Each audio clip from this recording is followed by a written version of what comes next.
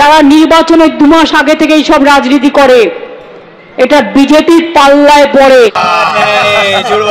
মায়ের কথা অমান্য করে হুমায়ুন কবির যখন বাবরি মসজিদের শিলান্যাস করছে, যখন হাইকোর্ট অনুমতি দিয়েই দিয়েছে যে বাবরি মসজিদের শিলান্যাস হবে, তখন আমাদের মুখ্যমন্ত্রী মমতা ব্যানার্জি তাকে ছাড় পোকা, পতঙ্গ, পোকা ধান, পোকামাকড় কত কির সাথে তুলনা করলেন। অথচ সেই মুখ্যমন্ত্রী এই যে গত বিধানসভা নির্বাচনে বিজেপির কাছ থেকে হুমায়ুন কবিরকে ছিনিয়ে নিয়ে এসে নিজের কোলের ছেলে বানিয়ে রেখেছিলেন। এই বাবরি মসজিদের কথা এটা ভোটে 2 মাস আগে থেকে হচ্ছে না। আসলে আমরা একজন অশিক্ষিত মুখ্যমন্ত্রীর রাজ্যে বাস করছি, তো সেই জন্য আমাদের একটু স্মৃতিশক্তিটা দুর্বল হয়ে গেছে। উনি 2024 সাল থেকেই এই বাবরি মসজিদ নিয়ে বলছেন, কারণ আমাদের মুখ্যমন্ত্রী তিনি শুধুমাত্র সংখ্যালঘুদের ভোট ব্যাংকটাকে বাঁচিয়ে রাখার জন্য তিনি হুমায়ুন কবিরকে সাথে রাখতে চেয়েছিলেন।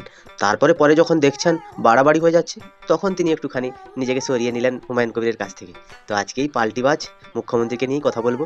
তোমরা ভিডিওটা শেষ পর্যন্ত দেখতে থাকো, কথা দিচ্ছি দারুণ মজা পাবে। তো চলো আর বেশি না বকে ভাট, আজকের ভিডিওটা শুরু করা যাক। তো হে বাঙালি, হ্যালো বাঙালি, নমস্কার বাঙালি, কেমন আছো তোমরা সবাই? আশা করি তো অনেক অনেক ভালো আছো।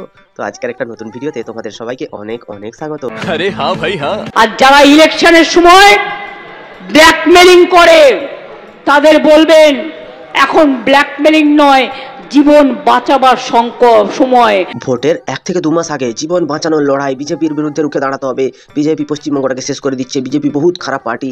যখন ভোটটা পেরিয়ে যাবে তখন আমরা সবাই রাজা আমাদের এই রাজার রাজত্বে, নইলে মধ্যে চুরিটা বিজেপি ধরবে কি শর্তে? এটাই হচ্ছে পশ্চিমবঙ্গের আজকের পরিস্থিতি। আমাদের মুখ্যমন্ত্রী মমতা ব্যানার্জি তিনি ভোটের 2 মাস আগে মানুষের জন্য কত কি ভাবেন।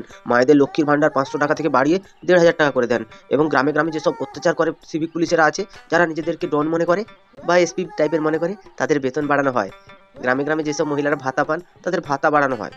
পশ্চিমবঙ্গে মানুষের খুব জীবন বাঁচানোর জন্য মুখ্যমন্ত্রী লড়াই সারা জীবন করে যাচ্ছেন। শুধুমাত্র ভোটের আগে আসলেই সেই লড়াইয়ের কথাটা মনে পড়ে। আমাদের মুখ্যমন্ত্রী তিনি কত লড়াই করে জগন্নাথ মন্দির বানিয়েছেন, কত লড়াই করে দুর্গাঙ্গন নিজের টাকায় তৈরি করতে চেয়েছেন। যা বুঝবার আমি বুঝে গিয়েছি। আজকে কেরালা সরকার কি করেছে? যত গরিব ছিল কেরালাতে, সরকার নিজেরা দায়িত্ব নিয়ে তাদেরকে একটা ব্যবসা করিয়ে দিয়েছে। সরকার তাদের জন্য অনেক রকমের অনেক সরকারি সুযোগ সুবিধা দিয়ে তাদেরকে দারিদ্র্য সীমা থেকে উপরে নিয়ে এসছে। এবার পশ্চিমবঙ্গের মুখ্যমন্ত্রী কি করেছে? তিনি কিন্তু জগন্নাথ মন্দির বানিয়েছেন, তিনি দুর্গাঙ্গন বানাবেন, তিনি মহাকাল মন্দির বানাবেন, সবই মানুষের ট্যাক্সের টাকায়। হরি হর এ নমো, কৃষ্ণ যাদবায় নমো, যাদবায় মাধবায় কেশবায় নমো। তাই আমাদের মুখ্যমন্ত্রী তিনি হচ্ছেন সনাতন ধর্মের প্রচারক। বিজেপি নাকি সাম্প্রদায়িক দল, তারা নাকি দাঙ্গা করে। পশ্চিমবঙ্গের মুখ্যমন্ত্রী এত ভালো মানুষ যে মানুষের চুরি করে টাকা তিনি মন্দির বানাচ্ছেন। যেমন মায়েরা একটা শাক পচে গেলে শামুকটাকে সরিয়ে দেন, তেমনি এদের সরিয়ে দেবেন। হুমায়ুন কবির কিন্তু ঠিক কথাই বলেছেন। পশ্চিমবঙ্গের মুখ্যমন্ত্রী তিনি যদি এত কোটি কোটি টাকা খরচা করে সরকারের মন্দির বানাতে পারেন, আর সে একটা মসজিদ বানালেই দোষ, এটা কিন্তু মুখ্যমন্ত্রীকে দেখেই শিক্ষা পেয়েছে ওরা। ভেবো না ওরা কিন্তু দাঙ্গা লাগানোর জন্য করছে। দাঙ্গাটার প্রথম শুরু করেছিলেন মুখ্যমন্ত্রী মমতা ব্যানার্জি। তিনি আর তার ভাইপোরা যত আছে ভাইরা মিলে যদি মন্দির বানাতেন তাহলে কারোর কোনো প্রবলেম ছিল না, কেউ বিদ্রোহী হতো না, কারোর মনে কোনো রকম কোনো অশান্তি হতো না। কিন্তু কোটি কোটি টাকা সরকারের খরচা করে জগন্নাথ ধাম বানানোর কি খুব দরকার ছিল? আবার জগন্নাথ ধাম বানালে সেটা ঠিক আছে, কিন্তু পশ্চিমবঙ্গের মানুষকে এই যে 50 কোটি টাকা দিয়ে প্রসাদ খাওয়ানোর কি খুব দরকার ছিল? সেই 50 কোটি টাকা দিয়ে তো দুটো রাস্তা হয়ে যেত। আমি ধরলাম মন্দির বানালে তোমরা অনেক উন্নতি করেছো পশ্চিমবঙ্গের, কিন্তু সেই যে 50 কোটি টাকার প্রসাদ মুসলমানদেরকে খাইয়েছো, সেই প্রসাদ কি তারা খেয়েছে? নাকি মাঝখান থেকে সেই টাকাটাও মেরে দিয়েছো? আসলে ঝাড়া রোগ তো তোমাদের জন্মের পর থেকেই, যখন মুখে একটুখানি মধু দেয় তখন মধু না দিয়ে তোমাদের মুখে সোনার কয়েন ভরে দিয়েছিল তোমাদের বাবা-মারা। তাই তোমরা ভালোভাবে চুরি করাটা রপ্ত করতে পেরেছো। জয় জগন্নাথ। कौन है ये लोग? कहां से आते हैं? একটা ধান পচে গেলে সেগুলো সরিয়ে দিতে হয়, তা নাহলে সব ধানটা পচে যায়। কাজেই কিছু পোকামাকড় উড়ে আসে, তারাও তো প্রকৃতির জীব। পোকামাকড় আসলে আমরা সরিয়ে দিই। এই যে মুখ্যমন্ত্রী বলেন না যে কিছু পোকামাকড় উড়ে আসে, না না না না না, পোকামাকড় উড়ে আসেনি। পোকামাকড়কে ধরে বেঁধে আনা হয়েছে। এই হুমায়ুন কবির চলে গেছিল বিজেপিতে, সেই বিজেপি থেকে আবার ঘুরে এলো তৃণমূলে। যখন এলো তখন মুখ্যমন্ত্রী বরণ করে নিয়েছিলেন, উড়েই নিয়ে আসেননি।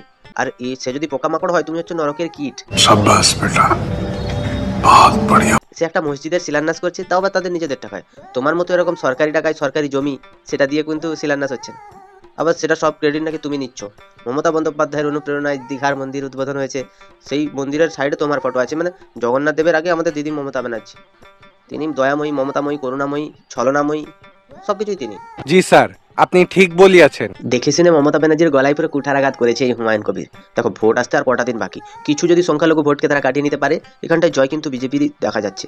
কিন্তু মুখ্যমন্ত্রী মমতা ব্যানার্জির বুক পুরো ধুকপুকানি শুরু হয়েছে, কারণ মাত্র 2% ভোটের বিনিময়ে আমাদের মুখ্যমন্ত্রী হয়েছেন, তা আবার হেরে।